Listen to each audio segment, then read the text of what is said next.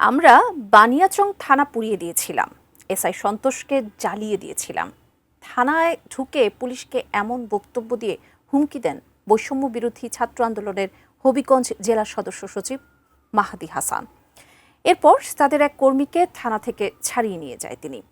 ঘটনাটি সামাজিক যোগাযোগ মাধ্যমে ছড়িয়ে পড়তেই শুরু হয়েছে তীব্র সমালোচনা। এ নিয়ে বিস্তারিত থাকছে ডেস্ক রিপোর্টে। বানিয়াচং আমরা থানা কিন্তু পুড়িয়ে দিয়েছিলাম, এসআই সন্তোষকে কিন্তু আমরা জ্বালিয়ে দিয়েছিলাম। হবিগঞ্জের শায়েস্তাগঞ্জ থানায় বৈষম্য বিরোধী ছাত্র আন্দোলনের এক নেতা নিজের পরিচয় দিয়ে শায়েস্তাগঞ্জ থানার ওসিকে হুমকি দেন। থানার ভেতরে পুলিশের সঙ্গে প্রকাশ্যে বাগবিতণ্ডায় জড়ান। এমন একটি ভিডিও সামাজিক যোগাযোগ মাধ্যমে ছড়িয়ে পড়ে। এরপর ঘটনাটি নিয়ে দেশজুড়ে ব্যাপক আলোচনা ও সমালোচনার সৃষ্টি হয়েছে। শুক্রবার দুপুরে শায়েস্তাগঞ্জ থানায় এই ঘটনা ঘটে।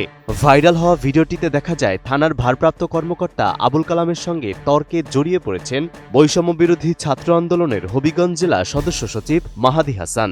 এক পর্যায়ে তিনি নিজেকে আন্দোলনের নেতা দাবি করে অতীতের সহিংস ঘটনার কথা উল্লেখ করে হুমকিমূলক বক্তব্য দেন। আমি স্ট্রিক্ট এখানে এসেছি, আমার বলতে হবে আমার বাইকে কেন গ্রেফতার করা হয়েছে এবং কেন বার্গেনিং করা হলো। আমার এতগুলো ছেলে এখানে কি বাইসে আসছে নাকি? RICL TMX, যুগের পর যুগ স্থাপনা থাকে মজবুত। ভিডিওতে মাহাদি হাসানকে বলতে শোনা যায় আন্দোলনের মাধ্যমে সরকার সংস্কার করা হয়েছে এবং প্রশাসনে তাদের লোক রয়েছে। একই সঙ্গে তিনি বানিয়াচং থানা পোড়ানো এবং এসআই সন্তোষকে জ্বালিয়ে দেওয়ার মতো কথা দম্ভের সাথে স্বীকার করেন। তার এমন বক্তব্য সামাজিক যোগাযোগ মাধ্যমে তীব্র প্রতিক্রিয়ার জন্ম দিয়েছে। বানিয়াচং আমরা থানা কিন্তু পুড়িয়ে দিয়েছিলাম, এসআই সন্তোষকে কিন্তু আমরা জ্বালিয়ে দিয়েছিলাম। আপনি আসছেন, ঠিক আছে, তো ওই জায়গা থেকে কোন সাহসে নিয়ে কথাটা বললাম আমি জানতে চাই আজকে।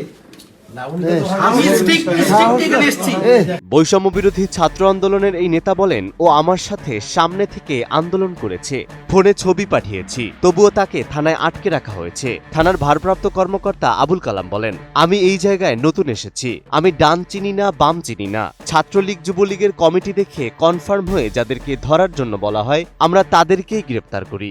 আপনি কি বলেছেন? না আপনি রিপ্লাই দিয়েছেন, আমাকে তো দেয় না, আপনাকে তো হয়েছে।